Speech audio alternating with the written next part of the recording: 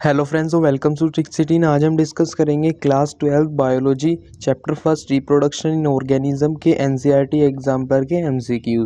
तो lecture start करने से पहले मैं आपको बता देता हूं कि इस लेक्चर के पीडीएफ नोट्स आपको हमारे टेलीग्राम ग्रुप पर मिल जाएंगे, जिसका लिंक डिस्क्रिप्शन में आपको मिल जाएगा। तो चलिए स्टार्ट करते हैं फिर पहले क्वेश्चन के साथ। तो ये देखिए, ये है first question. A few statement describing certain features of reproduction are given below. Reproduction के कुछ सर्टेन फीचर्स दे रखे हैं, वो डिस्क्राइब कर रहे हैं नीचे, तो हमें इनका पढ़ना है। Gametic fusion take place, transfer of genetic material take place, reduction division take place, progeny have some resemblance with parent. Select the option that are true for both asexual and sexual reproduction from the option given below. इनमें से हमें वो option find out करने हैं जो दोनों के लिए ही सही है, सेक्सुअल और एसेक्सुअल के लिए जो रिप्रोडक्शन है उन दोनों के लिए ही एप्लीकेबल है। तो देखिए, gametic fusion take place, gametic fusion सिर्फ सेक्सुअल रिप्रोडक्शन में होता है, एसेक्सुअल रिप्रोडक्शन में नहीं होता, तो ये तो नहीं हो सकता। Transfer of genetic material take place, हाँ, ट्रांसफर ऑफ जेनेटिक मटेरियल है वो दोनों में होता है, सेक्सुअल रिप्रोडक्शन में भी और सेक्सुअल रिप्रोडक्शन में भी। Reduction division take place, reduction division सिर्फ सेक्सुअल रिप्रोडक्शन में होता है, एसेक्सुअल रिप्रोडक्शन में नहीं होता। लास्ट जो है वो है प्रोजेनी है, वो same resemblance, some resemblance with parents, हाँ ये भी सही है। सेक्सुअल रिप्रोडक्शन में सम रिजेम्बलेंस होते हैं और एसेक्सुअल में तो एग्जैक्ट कॉपी होता है, क्लोन होता है। क्लोन का मतलब यही होता है कि मॉर्फोलॉजिकल और जेनेटिकली सिमिलर। तो इसमें अगर हम आंसर की बात करें तो इसमें सेकंड और जो फोर्थ है वो हमारे सही है। तो सेकंड और फोर्थ ये सी, यानी कि हमारा जो आंसर है इसमें करेक्ट है वो है सी। ये देखिए, चले नेक्स्ट क्वेश्चन की तरफ। Question number second. तो question number second, the term clone can't be applied to offspring formed by sexual reproduction because. जो टर्म क्लोन है वो सेक्सुअल रिप्रोडक्शन की ऑफ स्प्रिंग पे अप्लाई नहीं होता, क्यों? Offspring don't possess exact copy of their parental DNA, ठीक है। DNA of only one parent is copied and passed on to the offspring, ठीक है। Offspring are formed at different times, DNA of parent and offspring are completely different. तो देखिए, DNA of parent completely different तो होता नहीं है, मतलब सम resemblance तो होती है सेक्सुअल रिप्रोडक्शन में। Offspring are formed at different times, ये भी गलत है। DNA of only one parent is copied and pass on to the offspring, नहीं, दोनों का रिकम्बिनेशन होता है, तो ये भी गलत है। तो हमारा सही आंसर हो गया ये, offspring don't possess exact copy of their parental DNA. Exact copy नहीं पोजेस करता, वेरिएशंस होते हैं कुछ। तो हमारा आंसर हो गया इसमें ए। अगर चले नेक्स्ट क्वेश्चन की तरफ, तो question number third, asexual method of reproduction by binary fusion is common to which of the following. के जो एसेक्सुअल मोड ऑफ रिप्रोडक्शन है बाइनरी फ्यूजन का, वो किन किन में कॉमन है? Some eukaryote, all eukaryote, some prokaryote और ऑल प्रोकैरियोट। तो जैसे ही आप इसको इसके ऑप्शंस पढ़ते हैं तो आपके दिमाग में आएगा कि ऑल प्रोकैरियोट्स और सम यूकैरियोट, लेकिन अगर आप ऑप्शन देखेंगे तो ऐसा कोई ऑप्शन ही नहीं है। अगर हम देखें ऑल प्रोकैरियोट यानी कि फोर्थ, और सम यूकैरियोट फर्स्ट, तो फर्स्ट और फोर्थ ऐसा कोई ऑप्शन ही नहीं मिलेगा आपको यहाँ पे। तो हमें यहाँ पर इनके ऑप्शंस के अकॉर्डिंग देखना होगा कि कौन सा आंसर सही है। तो अगर हम पहले ऑप्शन देखें तो ए है, इसमें फर्स्ट और सेकंड दे रखा है, तो यानी कि सम यूकैरियोट और ऑल यूकैरियोट, ये तो नहीं हो सकता, इनमें दोनों में ही यूकैरियोट है। और ऑल यूकैरियोट में एसेक्सुअल रिप्रोडक्शन नहीं मिलेगा आपको। जो बी ऑप्शन है उसमें सेकंड और थर्ड, यानी कि ऑल यूकैरियोट और सम प्रोकैरियोट, ये मैंने पहले बताया कि ऑल यूकैरियोट में आपको एसेक्सुअल रिप्रोडक्शन नहीं मिलेगा, तो बी भी रोंग। अगर हम सी की तरफ चलें तो फर्स्ट और थर्ड, फर्स्ट यानी कि सम यूकैरियोट और थर्ड सम प्रोकैरियोट, ठीक है, ये सही है। एक लास्ट ऑप्शन और देख लेते हैं डी, जिसमें है थर्ड और फोर्थ सम प्रोकैरियोट और ऑल प्रोकैरियोट, नहीं, इसमें दोनों में ही प्रोकैरियोट दे रखा है, तो ये भी गलत है। हमारा सही आंसर हो गया सी। सी यानी कि फर्स्ट सम यूकैरियोट और थर्ड सम प्रोकैरियोट, सम यूकैरियोट और सम प्रोकैरियोट में एसेक्सुअल मोड देखा जाता है। तो ये देखिए हमारा आंसर हो गया सी। चलिए नेक्स्ट क्वेश्चन की तरफ। तो question number fourth, a few statement with regard to sexual reproduction are given below. कुछ स्टेटमेंट दी गई है रिगार्ड सेक्सुअल रिप्रोडक्शन के। Sexual reproduction doesn't always require two individual, बिल्कुल सही है। Sexual reproduction generally involve gametic fusion, बिल्कुल सही है। Meiosis never occur during sexual reproduction, ये गलत है। External fertilisation is a rule during sexual reproduction, ये भी गलत है। ज़रूरी नहीं है कि एक्सटर्नल फर्टिलाइजेशन हो, इंटरनल फर्टिलाइजेशन भी हो सकता है। ज़्यादातर हायर ऑर्गेनिजम्स जो है जैसे कि मैमल्स, इनमें तो इंटरनल फर्टिलाइजेशन ही होता है। तो choose the correct statement from the option below, इनमें से करेक्ट स्टेटमेंट हमें फाइंड आउट करना है। तो फर्स्ट और सेकंड करेक्ट स्टेटमेंट है, तो इसका आंसर हो गया बी। तो ये था हमारा इसका आंसर फोर्थ क्वेश्चन का। अब चलते हैं नेक्स्ट क्वेश्चन की तरफ, question number fifth. A multicellular filament alga exhibit a type of sexual life cycle in which the meiotic division occur after the formation of zygote. The adult filament of this alga has zygote बनने के बाद meiosis हो रहा है, यानी कि zygote क्या होता है, मेल और फीमेल गैमेट जब मिलेंगे तो बनेंगे जाइगोट, जो कि होता है 2n कंडीशन यानी कि डिप्लॉइड। और जाइगोट में अगर मियोसिस हो जाती है तो बन जाता है हैप्लॉइड, यानी कि मेन ऑर्गेनिज्म जो है वो है हैप्लॉइड। जाइगोट में तभी तो मियोसिस, अगर जाइगोट में माइटोसिस होती तो यानी कि मेन ऑर्गेनिज्म है डिप्लॉइड, लेकिन अब जाइगोट बनने के बाद उसमें हो रही है मियोसिस, तो यानी कि मेन ऑर्गेनिज्म है हैप्लॉइड। और अगर ऑर्गेनिज्म हैप्लॉइड है तो बाकी चीज़ें हैप्लॉइड होगी, तो इसमें हमारा ऑप्शन हो जाएगा D, haploid vegetative cell and haploid gametangia. तो ये देखिए इसका ऑप्शन हो गया डी। तो ये देखिए, अगर हम चले नेक्स्ट क्वेश्चन की तरफ, question number sixth. The male gamete of rice plant have 12 chromosome in their nucleus. Male gamete है राइस प्लांट का, उसमें 12 क्रोमोसोम है उसके न्यूक्लियस में। The chromosome number in female gamete, zygote and the cell of seedling with respectively. देखिए female gamete में हमें chromosome number बताने हैं, जाइगोट में क्रोमोसोम नंबर बताने हैं और सेल ऑफ सीडलिंग में क्रोमोसोम नंबर बताने हैं। मेल गैमेट है उसके क्रोमोसोम नंबर है 12। अब देखिए जो मेल गैमेट है उसमें क्रोमोसोम नंबर है 12, तो फीमेल गैमेट में भी क्रोमोसोम नंबर सेम होंगे, यानी कि यहाँ से हमारे बी और सी और डी ऑप्शन तो कट गए। अब बचे ए, क्योंकि इनमें जो फीमेल गैमेट है इनमें 12 दे रखे हैं। अब बात करें जाइगोट की, तो जाइगोट बनता है मेल और फीमेल के फ्यूज़न से, मेल और फीमेल के गैमेट के फ्यूज़न से। तो 12 मेल के गैमेट और 12 फीमेल के तो बन गए 24।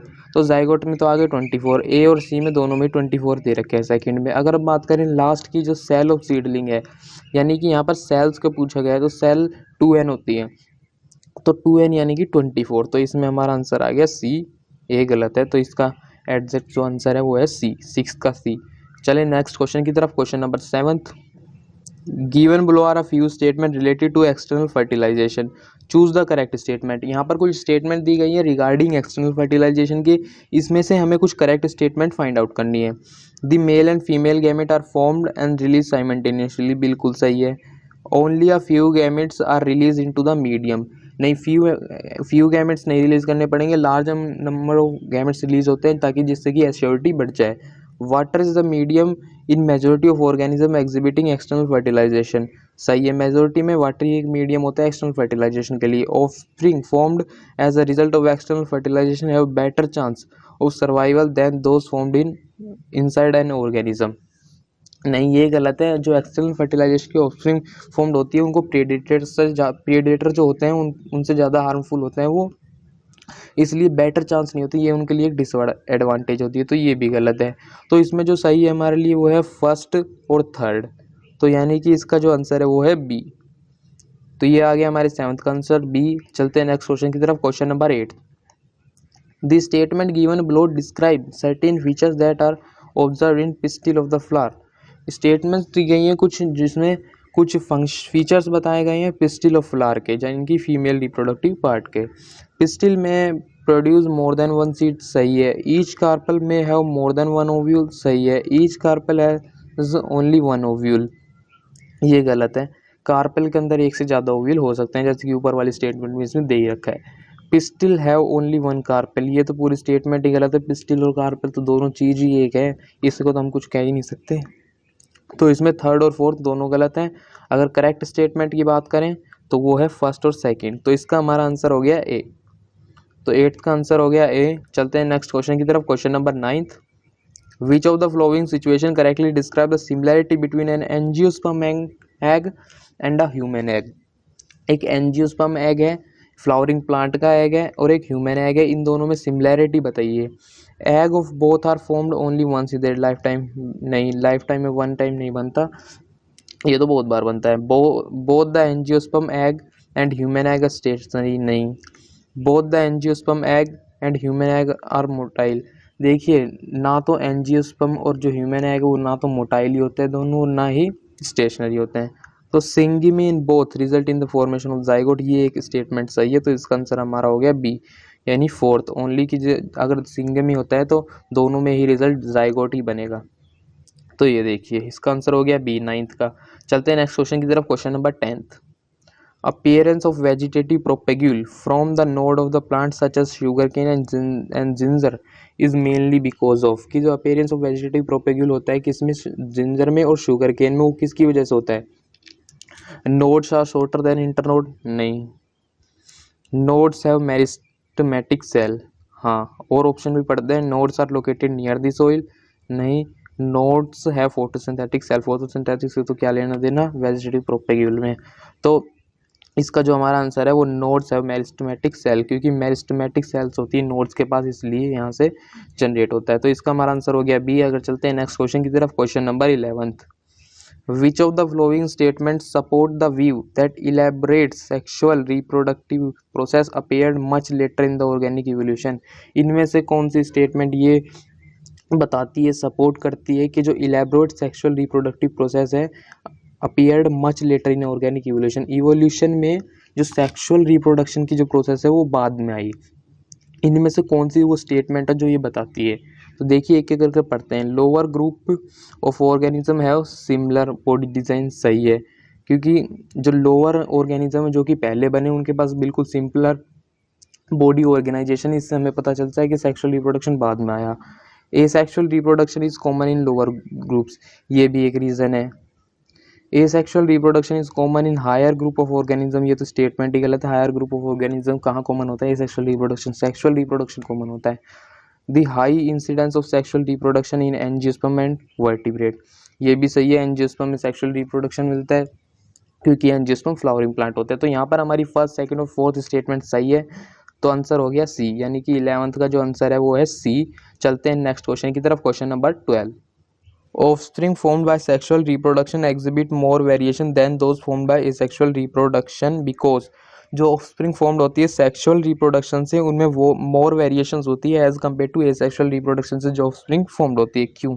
Sexual reproduction is a lengthy process, gametes of parents have qualitatively different genetic composition, genetic material comes from parent of two different species, two different species से नहीं है, स्पीसीज तो सेम ही है, दोनों ह्यूमन बीइंग, ये होमो सैपियंस ही है, तो species तो सेम ही है, ये तो पूरा गलत हो गया।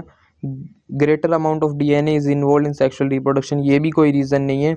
सेक्सुअल रिप्रोडक्शन लेंथी प्रोसेस, ये भी कोई रीज़न नहीं है। तो हमारा इसमें आंसर जो है वो है B, gamete of parents have qualitatively different genetic composition, genetic composition different होता है। तो इसका जो हमारा आंसर है वो है बी। अगर चलते हैं नेक्स्ट क्वेश्चन की तरफ, question number 13। Choose the correct statement from among the following, इनमें से हमें करेक्ट स्टेटमेंट फाइंड आउट करना है। Dioecious hermaphrodite organism are seen only in animals. Dioecious का मतलब होता है कि यानी कि मेल और जो फीमेल जो पार्ट्स हैं वो अलग अलग है, यानी कि अगर हम एनिमल्स की बात करें तो मेल एनिमल अलग है, फीमेल एनिमल अलग है। अगर प्लांट्स की बात करें तो मेल प्लांट अलग है, फीमेल प्लांट अलग है। और मोनेशियस का मतलब होता है यानी कि एक ही प्लांट पे दोनों रिप्रोडक्टिव स्ट्रक्चर पाए जाएंगे, मेल और फीमेल। तो इसमें यही हमसे पूछा गया, यही टर्म यूज़ करें dioecious organism are seen only in animals, नहीं, प्लांट्स में भी मिलते हैं, ओनली इन एनिमल्स में थोड़ी ना मिलते हैं। Dioecious organism are only in seen in plants, नहीं, खाली प्लांट्स में भी नहीं मिलते, प्लांट्स और एनिमल दोनों में मिलते हैं। Dioecious organism are seen in both in plants and animals, दोनों में मिलते हैं। Dioecious organism seen only vertebrate, नहीं, सी आंसर सही है कि प्लांट्स और एनिमल्स में दोनों मिलते हैं। 13 का हो गया सी। चलते हैं नेक्स्ट क्वेश्चन की तरफ, question number 14। There is no natural death in single celled organism like amoeba and bacteria because amoeba और जो बैक्टीरिया है सिंगल सेल्ड ऑर्गेनिज्म है जिनका सिंपल ऑर्गेनाइजेशन है, बॉडी ऑर्गेनाइजेशन है, इनमें नेचुरल डेथ नहीं होती। क्यों? They can't reproduce sexually, they reproduce by binary fusion, parental body is distributed among the offspring, they are microscopic. अब देखिए क्योंकि ये सेक्सुअल रिप्रोडक्शन से रिप्रोड्यूस नहीं करते इसलिए इनमें नेचुरल डेथ नहीं, ये कोई रीज़न नहीं है। दे रिप्रोड्यूस बाय बाइनरी फ्यूजन, ये लग रहा है कि ये रीज़न है। और parental bodies distributed among the offspring, ये भी एक रीज़न है। दे आर माइक्रोस्कोपी, ये भी कोई रीज़न नहीं है। अब इन दोनों में हमें best answer sir find out करना है, तो parental bodies distributed among the offspring ये बेस्ट ऑप्शन है। बाइनरी फ्यूजन नहीं है। अगर ये वाला ऑप्शन नहीं होता, parental bodies distributed among the option, इसके अलावा अगर कोई और होता तो हम यहाँ पे बाइनरी फ्यूजन भी लगा सकते थे आंसर को, लेकिन अभी हमें बेस्ट आंसर फाइंड आउट करना है इसमें से, तो parental bodies distributed among the offspring, तो ये सही है। तो 14th का हो गया सी। चलते हैं नेक्स्ट क्वेश्चन की तरफ, question number 15। There are various type of reproduction. The type of reproduction adopted by an organism depend on, बहुत सारे टाइप रिप्रोडक्शन के, उनमें से कौन सा टाइप का रिप्रोडक्शन ऑर्गेनिज्म अडॉप्ट करेगा वो किस पर डिपेंड होता है। The habitat and morphology of organism, morphology of the organism, morphology and physiology of organism, the organism habitat, physiology and genetic makeup. ये वाली जो स्टेटमेंट है ये एनसीईआरटी की है। और देख लीजिए यहाँ पर मॉर्फोलॉजी दी गई है ऑर्गेनिज्म की, और यहाँ पर मॉर्फोलॉजी और फिजियोलॉजी दी गई है।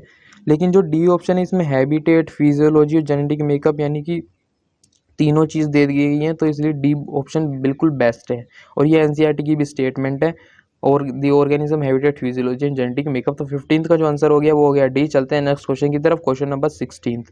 Identify the incorrect statement. Incorrect statement find out करना है आपकी बार, हमेशा हम करेक्ट स्टेटमेंट फाइंड आउट करते हैं, अब इनकरेक्ट करनी है। In asexual reproduction the offspring produce are morphological and genetically identical to their parent. हाँ, जो एसेक्सुअल रिप्रोडक्शन है उसमें जो ऑफस्प्रिंग बनती है वो क्लोन बनता है, बिल्कुल जेनेटिकली और मॉर्फोलॉजिकल सिमिलर होता है। Zoospores are sexually reproductive structure नहीं।